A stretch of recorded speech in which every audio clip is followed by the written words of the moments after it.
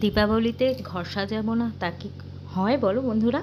তো আমিও সবার মতো ওই লাইট দিয়ে ঘর সাজিয়ে নিয়েছি, আর এখানে প্রদীপও সাজিয়ে দিয়েছি। ঘরের চতুর্দিকে প্রদীপ দিয়ে দিয়েছিলাম, বেশ সুন্দর লাগছিল।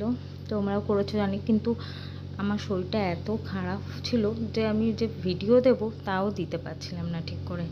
আর আমার শরীর খারাপ, আর তা না হলে ছেলে মেয়ে কারোর লেগেই রয়েছে একের পর এক সমস্যা। বুঝতেই তো পারছো, যাদের বাচ্চারা আছে।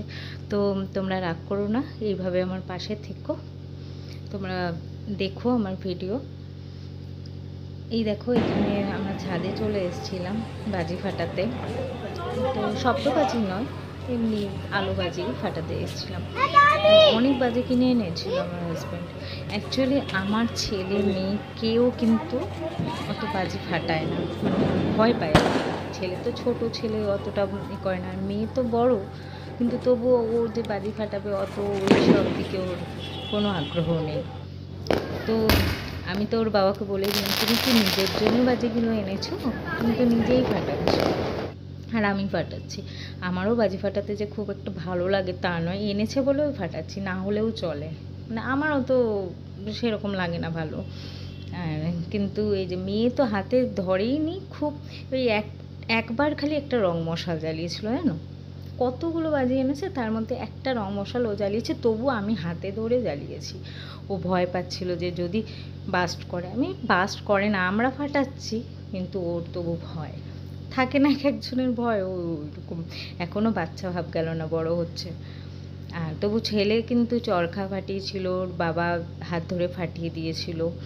আর ও রং মশালাও জ্বালিয়েছিল, ওকেও হাত ধরতে হয়েছে, কিন্তু মেয়ের মতো অতটা ভয় পায় না।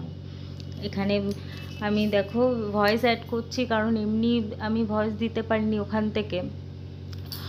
ভিডিওর যে সাউন্ডটা বন্ধ করে রেখেছি, কারণ গান হচ্ছিল, পাশে পুজো হচ্ছিল, সেই পুজোতে মাইক বাজছিল বলে যেহেতু কপিরাইট খেয়ে নেবো, এর জন্য আর দিতে পারিনি ওইদিকের সাউন্ডটা।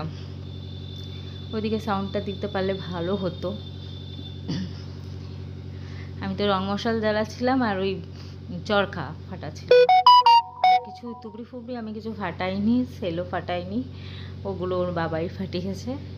এইভাবেই আমাদের কালী পুজোটা গেছে, কারণ কালী পুজোতে বেরোইও না ওইভাবে, যেহেতু বাজি ফাজি ফাটে প্রচণ্ড বাইরে, এর জন্য বাচ্চা নিয়ে বেরোনোও হয় না। তো বাড়িতেই ছিলাম, বাড়িতেই খাওয়া দাওয়া হয়েছে, আর এই বাজি ফাটানো, এইভাবে ব্যাস।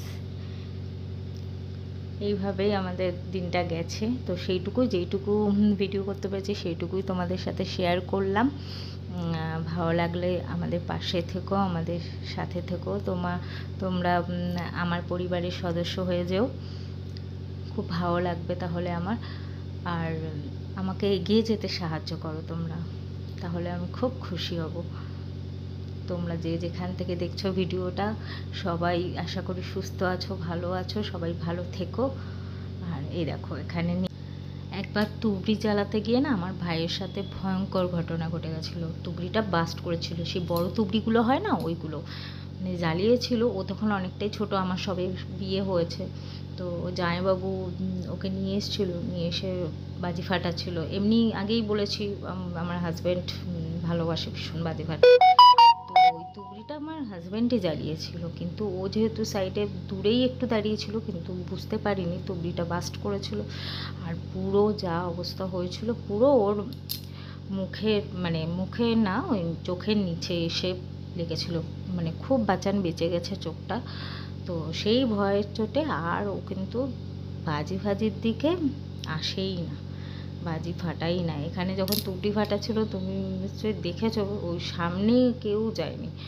ওই মানে ভীষণ ভয় লাগে, সেই যে একটা আতঙ্ক হয়ে রয়েছে না, সেই ভয় লাগে। এর জন্যেই আমার মেয়ে আরও মানে ওই সব শুনেছে, তখন তো মানে খুবই ছোট, আমার বিয়ের পরে, মানে ও হয়েছে তখনকার ঘটনা, আমার মেয়ে হয়েছে তখনকার ঘটনা এটা বললাম। তো তারপর শুনেছিল এরকম ঘটেছিল ওর মামার সাথে, তো এমনিতেই ও আরোই ভয় পায়, এর জন্যে আর ওই সব ফাটাতেও চায় না। আর আমরাও অত জোরজারি করি না, কারণ বিপদ তো কাউকে বলে হয় না।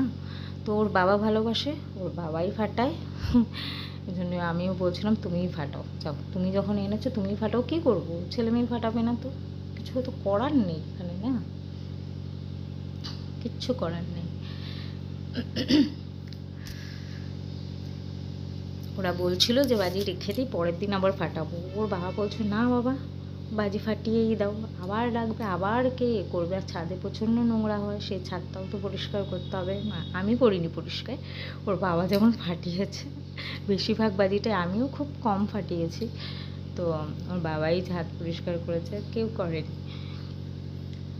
তো এই ছিল, এইভাবেই কাটিয়েছি। তো তোমাদের সামনে তুলে ধরলাম, সমস্তটা সম্ভব নয়। তো তোমরা সবাই ভালো থেকো, সুস্থ থেকো। আজকের মতো টাটা।